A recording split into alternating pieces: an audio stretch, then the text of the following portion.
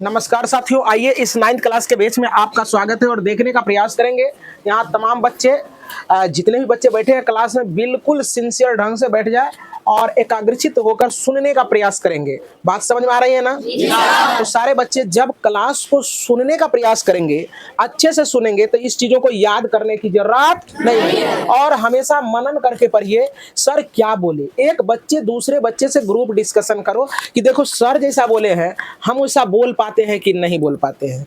और दिमाग में ये रखिए कि व्यवहारिक ज्ञान से जब पढ़ोगे तू लोग तो तुमको ये जो है ना बहुत दिनों तक याद रहेगा और रट्टा मारोगे, डर के मारे 2-3 दिन सुना दोगे, इसके बाद भूल जाओगे। इसलिए क्या करना है, पूरे इत्मीनान से सुनने का प्रयास करो। देखो कुछ भी भारी नहीं होता है। यहाँ इससे पहले पहला टॉपिक तुम्हारा चल चुका है और पहला पार्ट हो चुका है। जितने भी बच्चे, अगर आपको वीडियो नहीं मिल रहा है तो आप जाएंगे प्लेलिस्ट से, वहां वॉच कर लेंगे। तो कहता है ठोस की विशेषता। क्या बच्चे? ठोस कहने का मतलब क्या है? जैसे ठोस कहने का मतलब ईटा हो गया, पत्थर हो गया, गिट्टी हो गया, लोहा हो गया, ये सारे चीज क्या है? ठोस है। ये सारे चीज क्या है? ठोस है। तो चलो देखो, कहता है ठोस निश्चित द्रव्यमान, आयतन एवं आकार के होते हैं।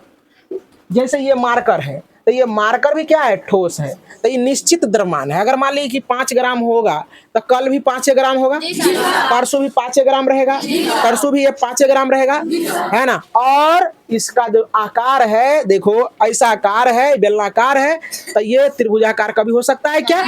ये निश्चित इसका द्रव्यमान है, निश्चित आकार है, मतलब ऐसे नहीं रहेगा ये सब दिन। और का क्या कहता है? इसका आयतन, आयतन बेलनाकार है तो ये बेलनाकार ही रहेगा, कोई दिक्कत? तो यही याद हो गया ना। तो कहता है कि पहला था कि यह निश्चित द्रव्यमान, द्रव्यमान, आयतन एवं आकार के कोई दिक्कत? हम कह रहा है यह जो होता है ना कठोर होता है। यह क्या होता है? कठोर। ऐसे करके दाबेंगे, क्या दबेगा? ये गुलगुल करेगा क्या?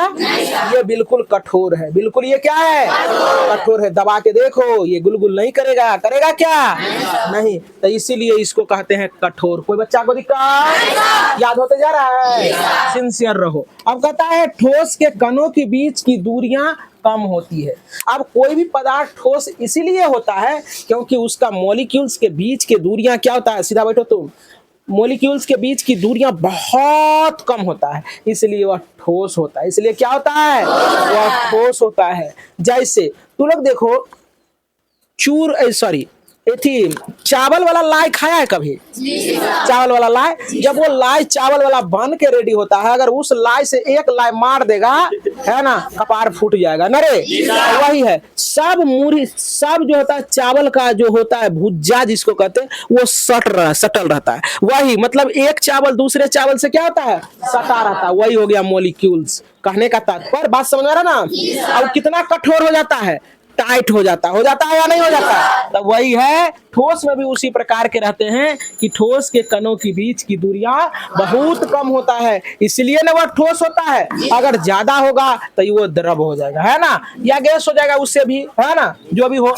तो चलो देखो, आप कहता है ठोस के कणों के बीच का आकर्षण बल जो है ना अधिक होता है। आप जैसे एक मुरही का लाई बना दिया, या चाहे ऐसे तू लोगों को अगर वहां कह देते हैं किताबी भाषा में तो तुमको समझ में आने वाला नहीं है, इसलिए सीधा बैठे। तो कहने का है जैसे कि कहता है कि ठोस के कणों के बीच आकर्षण बल अधिक होता है। कहता है कि जैसे कि लाई है, लाई बना लिए, एगो चूरा का बना लिए, चाहे चावल में ज्यादा पकड़ होता है। अब उसको ऐसे करके एगो निकाल के ऐसे आराम से खाना चाहेगा, नहीं निकलेगा, एकदम सटल रहता है ना, सटल लगता है कि आप फेविक्विक से कोई चिपका दिया है, रहता है ना ऐसा। आप उसको निकालना चाहोगे तो वो जल्दी निकलेगा नहीं। निकलेगा क्या? ऐसा क्यों है? क्योंकि एक चावल दूसरे चावल से क्या हुआ है? बड़ी ही घनिष्ठता से वो पकड़े हुए हैं, इसलिए वह चावल क्या है? ठोस है। बात समझ में आ गया, है ना? तो उसी प्रकार से ठोस में क्या होता है? ठोस का जो है ना कणों के बीच का आकर्षण बल क्या होता है? अधिक होता है या प्रबल होता है। प्रबल का मतलब होता है शक्तिशाली। कोई दिक्कत? आप कहता है द्रव की विशेषता। द्रव की विशेषता, तो द्रव की विशेषता का मतलब यह निश्चित द्रव्यमान का होता है। यह निश्चित द्रव्यमान का होता है। द्रव जैसे कि 1 लोटा पानी ले लीजिए, है ना, 1 लोटा पानी हो गया, तो वो हो गया उसका द्रव्यमान। अब बाल्टी में रख देंगे तो 2 लोटा नहीं बन जाएगा, अगर कटोरा में रख देते 3 लोटा नहीं हो जाएगा, वो निश्चित रहेगा। क्या निश्चित, हाँ भले 10 को बर्तन अगर बदल दे तो थोड़ा मात्रा उसका पानी सट के सभी बर्तन में उसका घट सकता है, लेकिन उसको अनसीन माना जाता है, उसको निगलेक्ट करके चला जाता है। ठीक, अब कहता है इसमें बहाव का गुण होता है। अब पानी है, जिधर ढाल ऐसे करके ढार दो उधरे जाएगा, जाता है ना। पानी को अगर ऐसे करके ढाल रहे हैं और कहेंगे क्या सिखा देंगे तुमको कहीं नहीं जाना है, क्या वो नहीं जाएगा, क्या बह जाएगा, जिधर ढाल रहेगा उधर क्या होगा, बह जाएगा, बहेगा कि नहीं बहेगा। तो इसीलिए बच्चे यहाँ लिखे हैं कि पानी में बहाव का गुण पाया जाता है, पानी में बहाव का गुण। अगला है कि इसका आकार निश्चित नहीं होता है, इसका आकार निश्चित नहीं होता है, कोई लिक्विड पदार्थ का निश्चित आकार नहीं होता है। जैसे पानी, तेल, दूध कुछ ले लो, अगर दूध लेने जाता है गिलास में रख दो दूध तो गिलास के आकार का हो जाता है, हो जाएगा ना।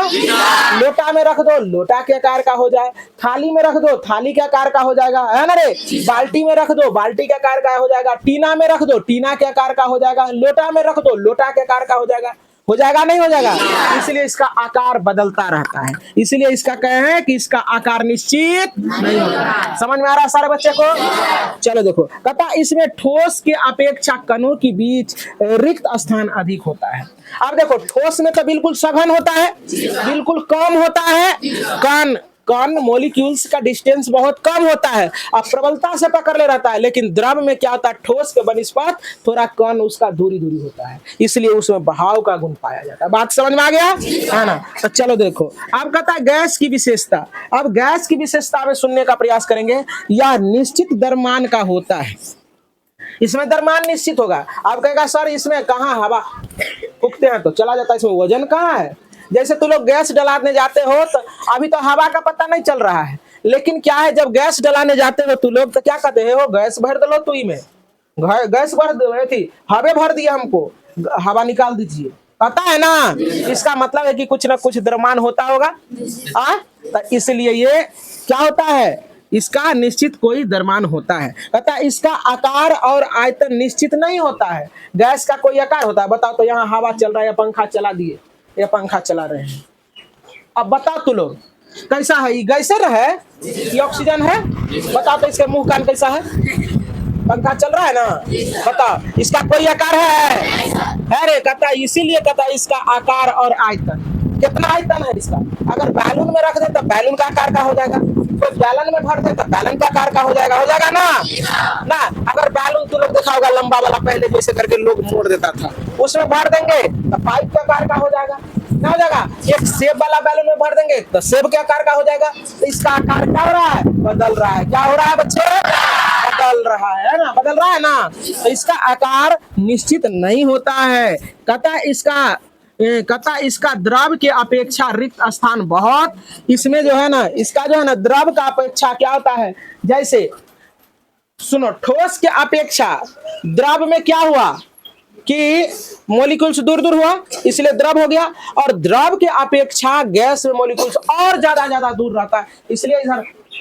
तो यहां तक आपने समझ लिया था। अब देखो घनत्व, डेंसिटी इसको अंग्रेजी में कहते हैं, क्या कहते हैं बबुआ, कहता है किसी द्रव के इकाई आयतन के द्रव्यमान उसका घनत्व कहलाता है। क्या कहलाता है, घनत्व। अगर घनत्व समझ में नहीं आ रहा था तो एक ही बात समझो, किसी पदार्थ की सघनता को हम लोग क्या कहते हैं, घनत्व कहते हैं। क्या कहते हैं, घनत्व। सघनता का मतलब समझ में आ रहा है, सघनता का मतलब समझ में आ रहा है, नहीं आ रहा होगा। जैसे कह रहा है ना, जैसे खेती होता है, खेती जैसे कि मकई है, खेत लगा दिए, खेत में कहीं कहीं मकई है तो उसको कहते हैं हम लोग क्या, ठेठ भाषा में छेहर मकई कहता है ना, छेहर है। और जब केकरो खेत में रहेगा एकदम पूरा घुसले न घुसाएगा उसमें, है ना, तो उसको क्या कहते हैं, सघन है। क्या रे, सघन है, उसी को कहते हैं हम सघनता। क्या कहते हैं, सघनता। बात समझ रहे ना, तो इसी को कहते हैं हम लोग डेंसिटी। अब द्रव्यमान घनत्व बराबर होता है द्रव्यमान बटे आयतन। फॉर्मूला याद हुआ। अब घनत्व का मात्रक निकालना है, तब देखो द्रव्यमान को हम लोग किलोग्राम में मापते हैं, द्रव्यमान को तो किलोग्राम लिख दिए, और आयतन को हम लोग मीटर क्यूब में मापते हैं ना।